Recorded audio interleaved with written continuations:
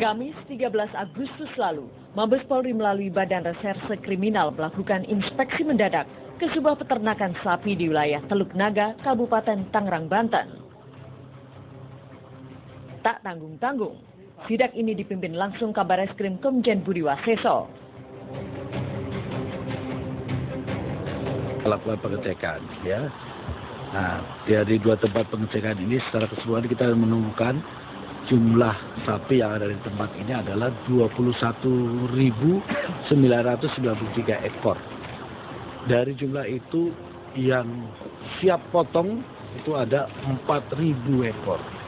Ya. Dan secara keseluruhan sebenarnya stok sapinya itu ada. Ya. Alasannya karena tidak ada pembeli. Ini akan kita cek. Ya.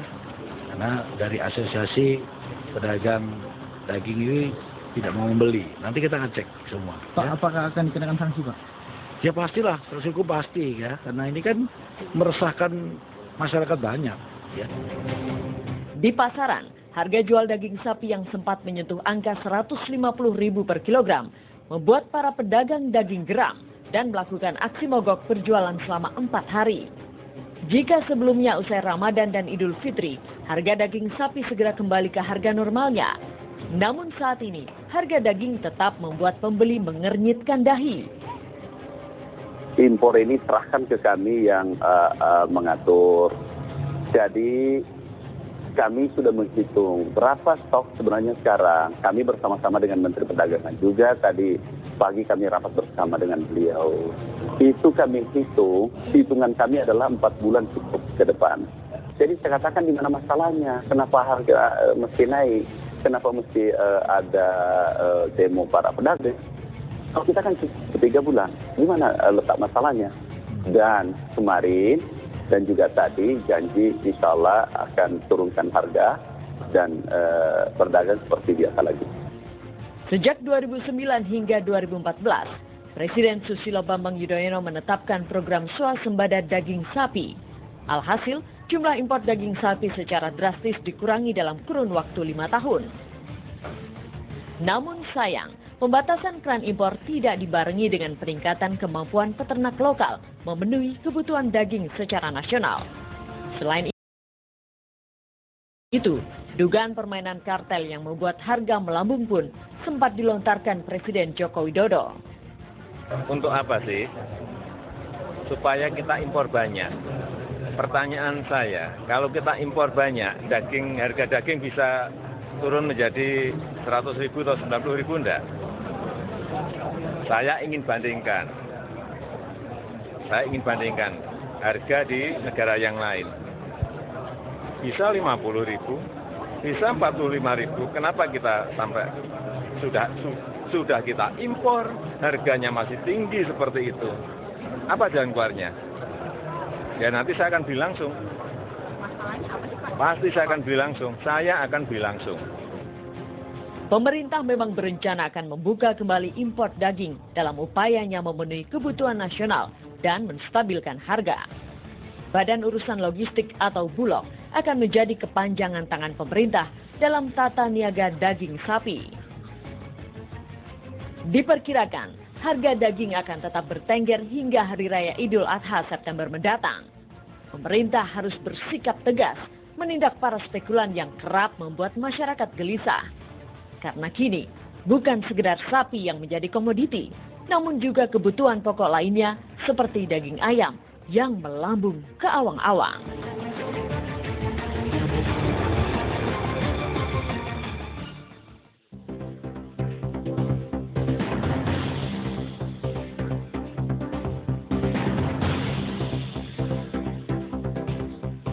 Indonesia Lawyers Club edisi malam ini hadir kembali dengan tema Siapa Mafia di Balik Harga Daging?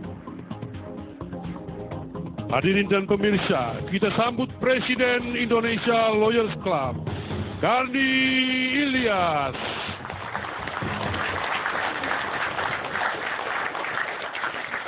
Pemirsa, malam ini kita bertemu kembali di acara Indonesia Lawyers Club dengan tema Siapa di Balik Harga Daging. Seperti yang pemirsa ketahui, menjelang HUT ke-70 kemarin dari kemerdekaan Republik Indonesia, harga daging melonjak lagi dari 120 jadi 140. Bahkan yang aneh ketika harga lagi tinggi seperti itu, pedagang atau pedagang sapi itu justru mogok, pedagang dagingnya juga mogok. Bukannya dimanfaatkan, tapi malah mereka mogok. Apa yang terjadi? Dari pemerintah, memang dari dulu ada tuduhan mafia daging. Zaman dulu mafia itu memainkan kuota impor. Dengan ujungnya tertangkapnya Presiden PKS ketika itu. Tapi sekarang bukan kuota lagi. Karena kuota sudah dibagi lebih merata. Justru yang terjadi adalah para importir sendiri bermain agar harga itu naik. Sekurangnya itu yang ditemukan oleh Mabes Polri. Karena itu tempat peternakan atau penggemukan sapi tersebut diperiksa langsung oleh Kepala Bareskrim Mabes Polri. Tapi kita ingin tahu sejauh mana permainan mafia ini. Pada diskusi ini kita akan coba melihatnya. Tapi sebelumnya seniman kita Ivan Nestorman akan memainkan lagu yang jadi tema ketika film The Godfathers. Saya persilakan Ivan.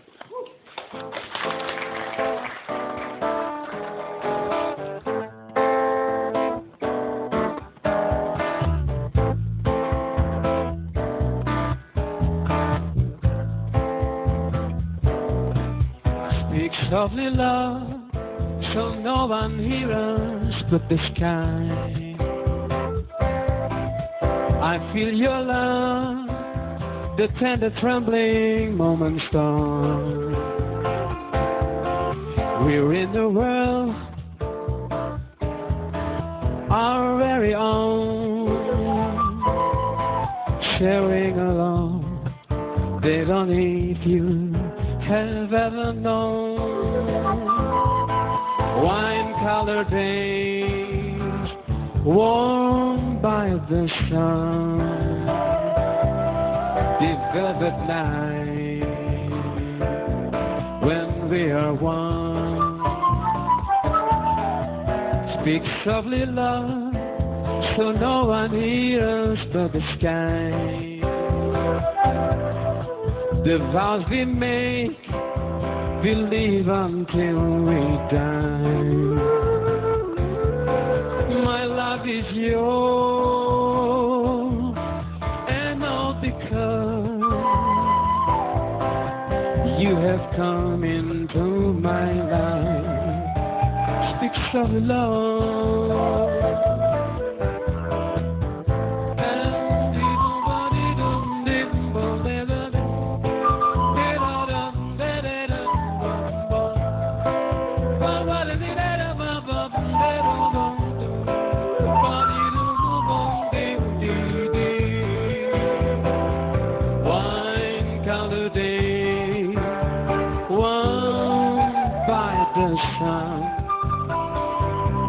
The velvet night,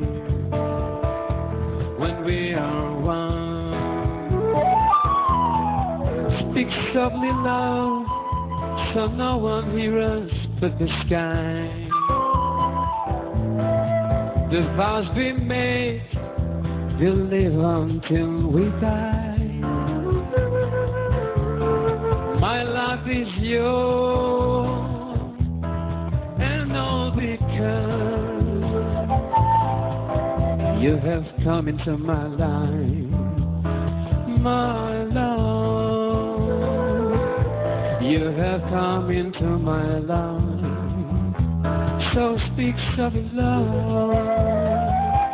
You have come into my life, speak softly, love.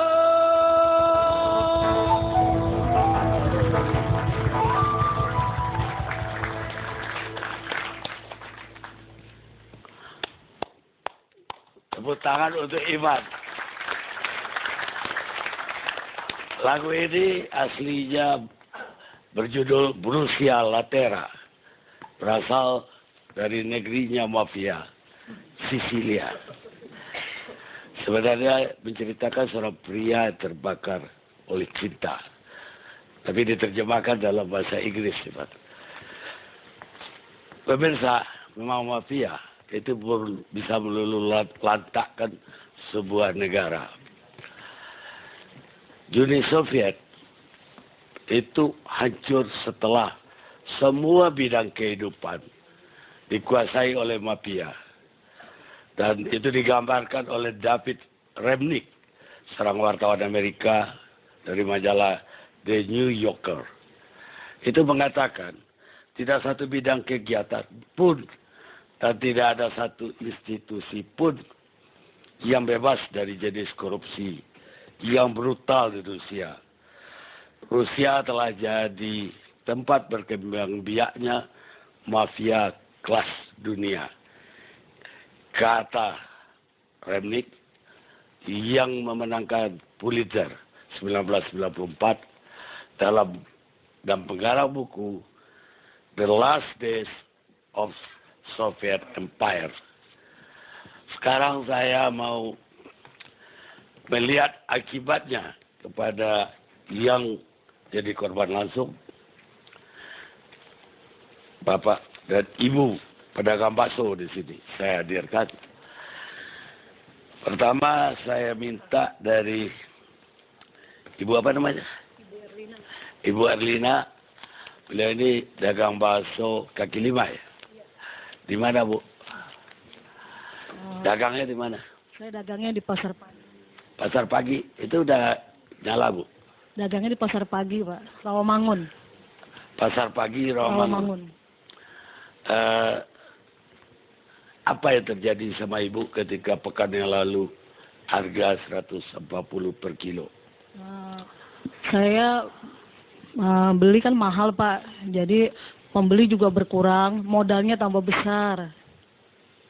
Modal dagingnya tambah besar, tapi pendapatan saya malah turun, Pak. Kenapa? Karena yang beli nggak ada, Pak. Yang beli nggak ada? Iya, soalnya... Berapa biasanya satu Saya mangkok? biasa seporsi kan 12.000.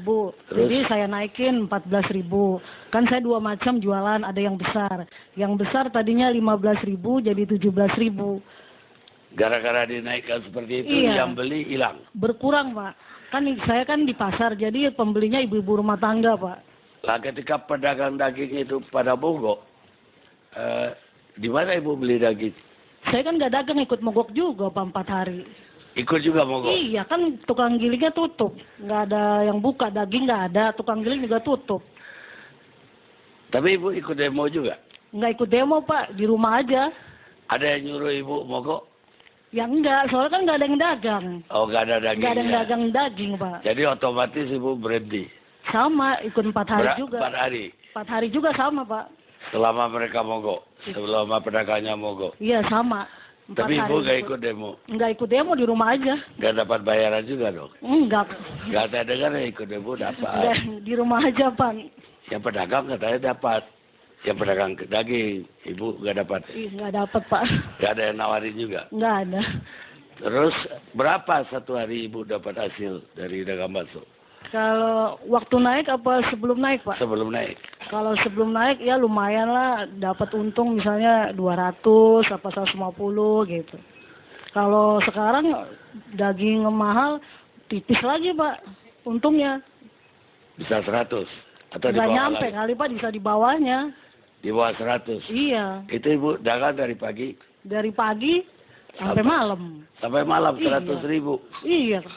Nggak Tipis, nyampe Pak. lagi. Nggak nyampe lagi. Ya, kalau lagi sepi banget nggak nyampe, malah nombok, Pak.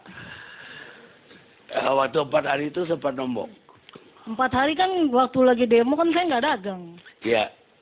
Oh, tak iya nombok Kita Pak, ya. iya, nombok 4 hari kan pengeluaran, Pak. Setelah itu, Pengeluaran, Pak. setelah itu gimana? Ya setelah itu tetap aja dagingnya segitu-segitu juga. Kan harganya udah turun. Turun 5.000 doang, Pak. Jadi berapa? Kemarin 120, sekarang 115. Waktu tinggi-tinggi sekali 120. 120 di pasar pagi. 120 Iya. ya Ibu beli. Sekarang udah mulai dagang lagi kan. Alamin Pak, masih dagang saya. Jadi udah lebih dapat 150 lagi. Ini masih sepi Pak, tadi saya dagang pagi itu sepi banget, nggak ada orang di pasar itu. Mungkin Sepi, dikira Pak. masih mahal kali. Mungkin Pak. Ibu udah turunin lagi belum satu mangkoknya? Belum Pak, yang turun cuma 5.000 di pasar lah sapinya. Kalau saya turunin lagi ntar saya nggak dapat duit. Baik Bu, sekarang saya ke Pak Apung ya. Pak Apung ini dulu juga seperti Ibu ini. Dia dagang. Awalnya di mana dagangnya Pak Apung? Ya. Di kota di mana? Dulu saya juga seperti ibu ini. Iya, di mana? Di Jakarta. Jakarta di mana? Mangga 2. Di Mangga 2. Mm. Dia pakai gerobak juga, Bu. Pakai Jadi gerobak Ibu kalau seperti ibu.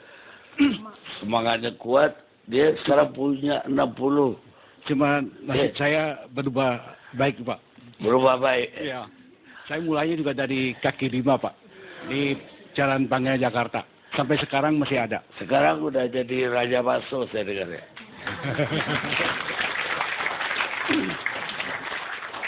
Oke ya. Amin. Oke, Pak. Oke ya. Wajahnya juga sekarang bukan wajah tukang bakso lagi. Tadi saya ketemu importer daging, lebih cakep Pak Apung sekarang. Apa ya Pak Apung alami kemarin dengan mogoknya penjual daging? Ya, yang pertama ya kesulitan daging, Pak. Terus hampir nggak bisa dagang. Hampir nggak bisa dagang. Hampir, karena bahan baku utamanya dari saya itu daging. Iya. Ada berapa puluh tempat jualan apung, bakso apung? Sekitar 60. 60. Daerah Jabodetabek gitu. Jabodetabek semua? Ya. Belum ada di Medan, di Surabaya? Ada di Surabaya. Surabaya ada 4. Di Medan belum? Medan belum. Kalau gitu saya melamar deh buka di Medan. Boleh. Apung bakso kan. Jadi waktu kosong itu terpaksa harga naik atau enggak Apung? Harganya? Harga baksonya naik enggak? Naik Pak. Satu porsi naik 2.000. Berapa sekarang? 38.000. 38.000. Ya. Ibu berapa tadi? 12.38. Ya jauh. Iya jelas. Mall lebih mahal. Listriknya mahal Bu, bukan tempatnya Bu. Terus 38 sebelumnya 36. Ya.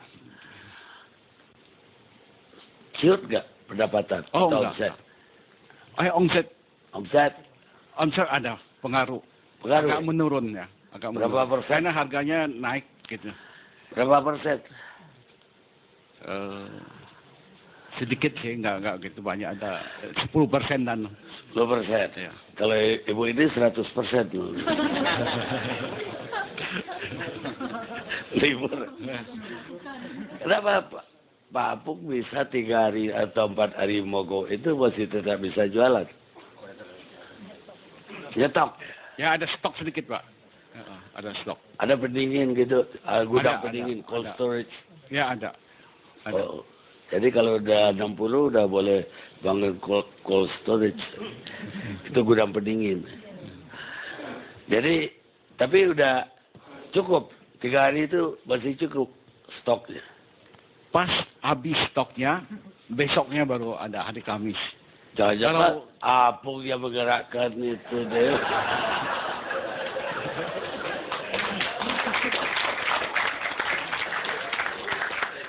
Ya, pas habis langsung sapinya dijual lagi. Dipotong. Ya. Dipotong lagi. Ya, hari Kamis itu. Kalau enggak bisa tutup semua, Pak.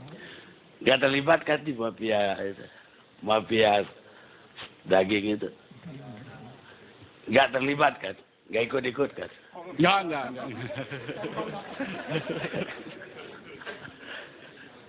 Terus sekarang udah normal? Sekarang Atau udah- tetap ada penurunan? Kalau dagingnya normal, tapi harganya belum normal, Pak. Masih tinggi. Omset? Omset ya agak turun sedikit, Pak, tadi saya bilang. Agak turun sedikit ya. Karena harganya naik, Pak, ya. Tapi nggak terlalu Ya. jomplang ya. Gimana putranya katanya ada yang mau nambahin? Ya. Selanjutnya dilanjutkan. Ya, sebenarnya untuk kita ya kalau pedagang bakso sapi, kalau sapinya hilang ya pasti petaka ya Pak. Mau buat pakai apa? Maksudnya hilang di pasar, Iya. bukan hilang di kebun. Gitu. Terus? Ya, makanya sekarang pun harga itu tinggi. Biasanya kan tiap tahun habis lebaran turun Pak. Tapi yang kali ini malah cenderung kemarin kalau itu sebelum demo malah naik Pak. Sebelum demo udah naik? Malah bergerak naik dia. Biasanya kan habis lebaran turun. Gitu. Setelah demo? Setelah demo baru turun sedikit Pak. Tidak Jadi signifikan. tidak seperti Masih jauh Pak. Sekarang berapa? 120. 120. Iya. Padahal di skala kita loh Pak, di skala agak banyak lah ambilnya. Terus kalau sebelum demo berapa harganya? Waktu naik gitu. 120 dari sampai mendekati lebaran sampai lewatnya lagi. Sampai sekarang? Sampai sekarang. Jadi belum turun dong? Di saya belum Pak. Waktu mogok? Waktu mogok kan ya. Nggak ada ya? Nggak ada. Barangnya nggak ada? Nggak ada betul. Iya betul. Sebelum lebaran 90. Sekarang 100. Iya. Jadi nggak ada dampaknya ya. Terus Ya. siapa namanya? Tono Pak. Tono. Saya Sekolahnya di mana Tono? sekolahnya di sini Pak, di Jakarta di IBI Pak. Nggak ada sekolah perguruan tinggi bakso gitu kan? Oh, belum ada Pak. Baik, semoga lancar lagi. Dua-duanya berkembang lagi. Dan tentu saja kita berharap kalau tadi Pak Jokowi bilang berapa? 54. Memang di Australia itu daging itu sekilo cuma 50.000, $5. Dan di mana-mana kita pemecah rekor tertinggi di dunia untuk harga daging. Ketika dulu harganya 90.000 pun kita diskusi di sini, saya sudah mengatakan bahwa seluruh dunia daging yang tertinggi itu di Indonesia, termahal.